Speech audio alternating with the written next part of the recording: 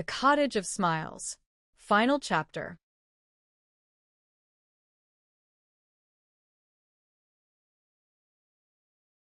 Spring was still weeks away, but the forest had begun to stir. Beneath the snow, roots whispered of thaw, and the wind carried the faintest scent of pine and promise. Ava stood at the window of her cottage, watching the light shift across the trees. The fire behind her crackled softly, and the blue chair sat empty, waiting. She had just finished tidying the room when the bell above the door chimed one last time. It was Jonah, Mira, and Leo together. Jonah carried a small bundle wrapped in linen.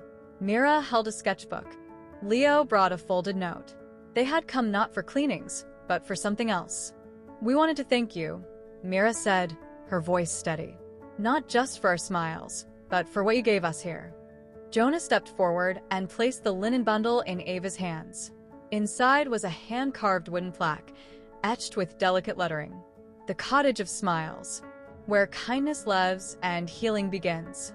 Leo handed her the note. It was simple, written in his careful script. "You reminded me that gentleness is strength. I'll carry that with me." And Mira opened her sketchbook to reveal a final drawing. Ava by the fireplace, her pink scrubs glowing in the firelight, the blue chair behind her, and the forest outside, alive with light. Ava felt her throat tighten. She had never asked for recognition. The smiles had always been enough. But this was something deeper. A reflection of the quiet legacy she had built. They stayed for tea, sharing stories and laughter. The cottage filled with warmth, not just from the fire, but from the lives that had passed through its door. When they left, Ava stood at the threshold, watching their figures disappear into the snowy woods. She felt no sadness, only peace. That evening, she wrote her final journal entry. "The forest is still, but my heart is full. I have seen fear turn to courage, silence to laughter, and strangers to friends. The chair may rest now, but the smiles will echo. This cottage was never just mine.